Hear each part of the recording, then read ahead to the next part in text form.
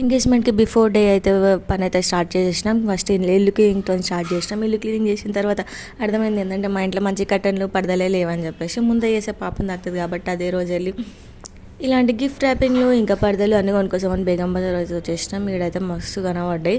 మస్తు కనబడ్డ తర్వాత ఇవన్నీ కొనలేము కాబట్టి మాకు ఏవో అవసరమో అవి మాత్రమే పట్టుకొని వచ్చాక ఇక్కడ పసుపు కుంకుమ గంధం కోసం అని చెప్పి మమ్మీ తెమ్మని చెప్పింది. అందుకని చెప్పేసి ఇలాంటి చిన్నవన్నీ పట్టుకొని వచ్చిన.